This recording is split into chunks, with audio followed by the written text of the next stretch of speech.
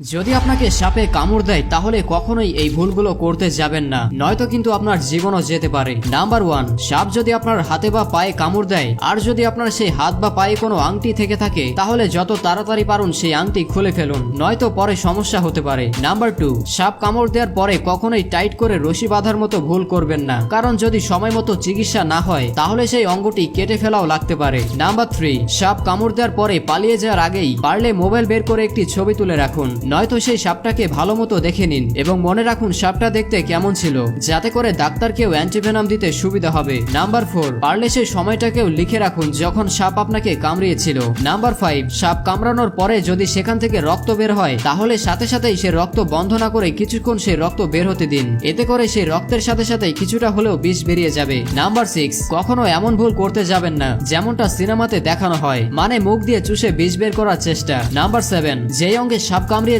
সেই অঙ্গটি বেশি নড়াচড়া করবেন না, নয়তো বিষ শরীরে দ্রুত ছড়িয়ে পড়তে থাকবে। নাম্বার 8, সাপ কামড়ালে কখনোই বেশি উত্তেজিত হবেন না বা ভয় পাবেন না, কারণ হতেও পারে সাপ শুধুমাত্র আপনাকে কামড়িয়েছে এবং সাপ আপনার শরীরে বিষ ঢালেওনি। নাম্বার 9, যেখানে সাপ কামড়িয়েছে সেখানে অযথা কোনো মলম বা ক্রিম লাগাতে যাবেন না। নাম্বার 10, সব থেকে গুরুত্বপূর্ণ ব্যাপার হচ্ছে সাপ কামড়ানোর পরে কখনোই সাপুরে বা কবিরাজের কাছে যাবেন না, সরাসরি হসপিটালে চলে যান। ভিডিওটি চাইলে আপনার পরিবারের সদস্যদের সাথে শেয়ার করতে পারেন এবং একটি লাইক দিতে পারেন। আজকে আমি মোস্টপ্লে অ্যাপ সম্পর্কে বলবো।